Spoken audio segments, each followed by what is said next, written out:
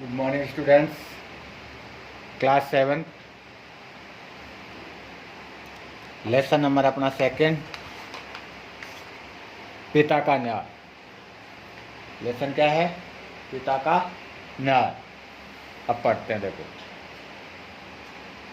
पांचाल देश की राजकुमारी केसनी रूप और गुण में अद्वितीय थी। देश में नहीं विदेशों में भी उसके रूप और गुण की ख्याति फैली थी। पांचाल देश था, उसकी जो राजकुमारी केसनी, जिसका रूप और गुण बहुत ही अद्वितीय था, देश में नहीं उसकी चर्चाएं तो बहुत विदेशों में भी हो रही थी। उसके गुण की, भाई उसका रूप गुण के बारे में ख्याति फैली हुई थी कि सब जगह उसका प्रचार हो चुका था कि भाई राजकुमारी है पांचाल देश की, वो बहुत ज़्यादा सुंदर है, उसमें सुंदर के साथ साथ गुण भी है। तो केसनी जब विवाह के योग्य हुई तो उसके पिता ने कहा कि वह उसी व्यक्ति के साथ विवाह करेगी जो आत्मा को जानता हो, आत्मा को जानता हो अथवा आत्मा को जानने में रुचि रखता हो। वह धन को प्रधानता नहीं देगी, केवल ज्ञान को प्रधानता देगी। अब जब वो केसनी क्या हुई, विवाह रूपी हो गई, विवाह के योग्य हुई, तो उसने पिता से कहा, केसनी ने खुद, कि वह उसी व्यक्ति के साथ विवाह करेगी जो आत्मा को जानता हो अथवा आत्मा को जानने में रुचि रखता हो। आत्मा से ज़्यादा लगाव है, उससे मैं शादी करूंगी। यह नहीं कि धन को प्रधानता मैं नहीं दूंगी, केवल ज्ञान को ही प्रधानता दूंगी। कि अगर धन से मेरे को कोई लालच नहीं है, मेरे को उस व्यक्ति में ज्ञान होना आवश्यक है। पुत्री के निश्चय के अनुसार राजा ने चारों ओर घोषणा करा दी कि राजकुमारी केसनी उसी के साथ विवाह करेगी जिसके पास आत्मज्ञान होगा, भले ही वह गरीब क्यों न हो। चारों ओर पहले क्या होता था कि राजा महाराजा शादी के लिए संदेश भिजवा देते थे, ढोल बजा दे, नगाड़े बजा देते थे, अलाउंस कराते थे। तो उन्होंने इसी प्रकार राजा ने भी अलाउंस करवा दिया, अपने 4-5 मंत्रियों को भेज के सब जगह ढिंडोरा पिटवा दिया, गांव में आसपास सब जगह दूर दूर, कि मेरी जो केसनी है वो विवाह उसी से करेगी जिसको आत्मज्ञान हो, भले ही वह गरीब क्यों नहीं हो, भले ही वह गरीब क्यों न हो। राजा की घोषणा सुनकर देश विदेश के राजकुमार विवाह का प्रस्ताव लेकर केसनी के पास पहुंचने लगे, पर जब केसनी उनसे आत्मा के संबंध में प्रश्न करती तो वे उत्तर नहीं दे पाते। फलस्वरूप केसनी विवाह करने से इनकार कर दिया करते थे। अब भाई ढिंडोरा पीट गया, सब ने सुना, तो जैसे सुना तो देश विदेश से राजकुमार आए विवाह करने के लिए प्रस्ताव को लेकर, लेकिन जैसे वे पास पहुँचते केसनी उनसे आत्मा के बारे में प्रश्न पूछती और वे उत्तर नहीं दे पाते। फलस्वरूप केसनी विवाह करने से इनकार कर देती। ऋषि कुमार सुधन्य भी विवाह के उद्देश्य से केसनी के समक्ष उपस्थित हुआ। केसनी ने उनसे आत्मा के संबंध में जितने भी प्रश्न किए सबका ठीक ठीक उत्तर उसने दे दिया। अतः केसनी सुधन्य के साथ विवाह करने के लिए तैयार हो गई। उसी में एक ऋषि कुमार थे जिनका नाम सुधन्य थे। उन्होंने जब केसनी ने उनसे प्रश्न पूछे तो सभी प्रश्नों का उन्होंने जवाब दे दिया ठीक ठीक से। अब फलस्वरूप केसनी विवाह के लिए तैयार हो गई। केसनी और सुधन्य के विवाह की चर्चा चारों ओर दावानल की भांति, दावानल आग की भांति फैल गई। लोग आश्चर्य प्रकट करने लगे क्योंकि केसनी एक राजपुत्री थी और सुधन्य एक निर्धन ऋषि कुमार था।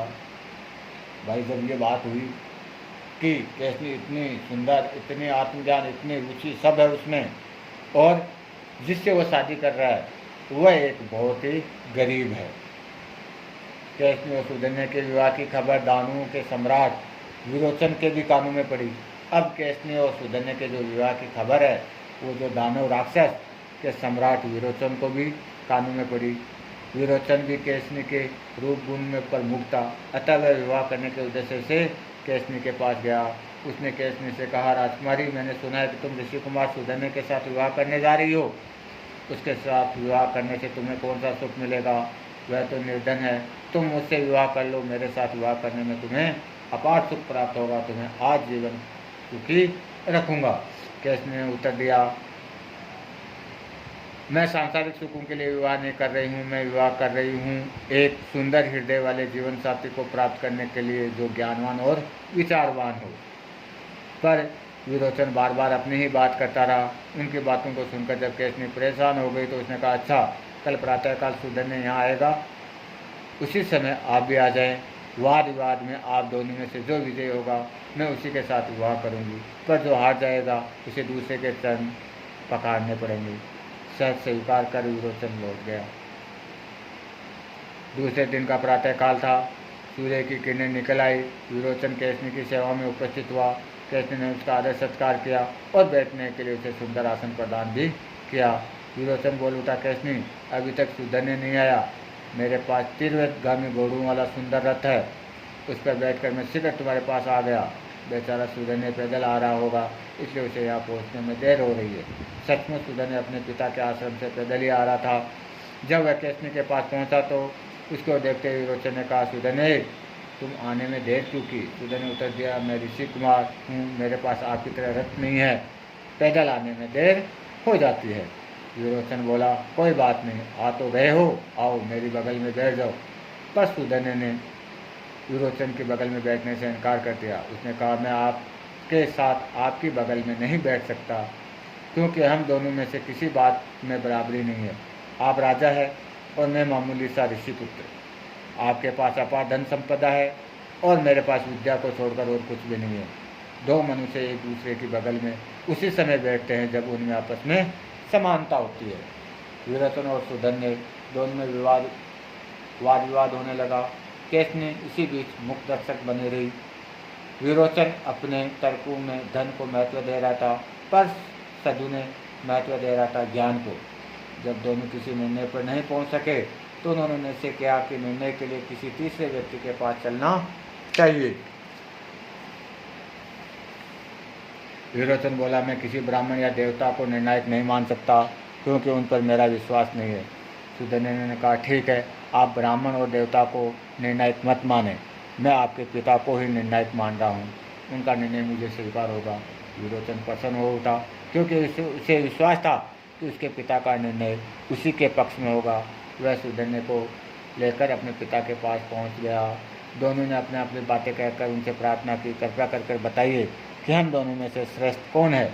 विरोचन ने कहा, संसार में धन ही सब कुछ है, बिना धन के कुछ नहीं होता, अतः धन के संग्रह के लिए ही प्रयत्न करना चाहिए। पर सुधन्य ने कहा, धन नाशवान है, नाश होने वाली वस्तु का संग्रह कभी नहीं करना चाहिए। संग्रह उसी वस्तु का करना चाहिए जिसका विनाश न हो। वह वस्तु आत्मा के ज्ञान को छोड़कर और कुछ नहीं है। विरोचन के पिता स्वयं ज्ञानी थे, इसलिए जानते थे कि सुधन्य का कथन ही सत्य है, पर पुत्र मोह के कारण उनकी जीवा विरोचन के विरुद्ध निर्णय देने में सकुचा रही थी। वे कई दिनों तक द्वंद्व में फंसे रहे। अंत में पुत्र मोह पर ज्ञान की जीत हुई। उन्होंने निर्णय दिया, विरोचन, सुधन्य का कथन ही सत्य है, अतः वह तुमसे श्रेष्ठ है। सुधन्य और केसनी का विवाह हो गया। शर्त के अनुसार विरोचन जब सुधन्य के पैर धोने के लिए झुका तो सुधन्य ने उसे पढ़कर अपने हृदय लगा लिया और कहा, विरोचन, जो कुछ हो गया वही पर्याप्त है, अब इसकी आवश्यकता नहीं रही। हम और आप अब से मित्र हो गए। तो यही बात है, लेसन है कि पिता का न्याय, कि पिता ने अपने न्याय में अपने बेटे की तरफ तो जिज्ञासा हुई न्याय करने का, लेकिन अंत में उन्होंने सुधन्य की तरफ ही बताया कि विरोचन से ज़्यादा सुधन्य है। क्यों? उन्होंने कहा कि धन तो क्या है, धन तो विनाश का साधन है, ज्ञान को अपने अंदर अर्जित करना चाहिए, ज्ञान से तो आप धन और कमा सकते हो, लेकिन आपके पास धन है लेकिन ज्ञान नहीं है तो क्या मतलब। इस प्रकार पिता ने जो न्याय करा वो सही करा और केसनी और सुधन्य आपस में दोनों का रिश्ता हो गया और विरोचन जो था वो सुधन्य का क्या हो गया, मित्र हो गया। इस प्रकार इस पाठ से हमें यह शिक्षा मिलती है कि जो पिता ने जो न्याय करा वो सही पक्ष में करा, उन्होंने पुत्र मोह के लालच में आकर न्याय को गलत नहीं ठहराया। ठीक है, इसके क्वेश्चन हम आंसर करेंगे। धन्यवाद।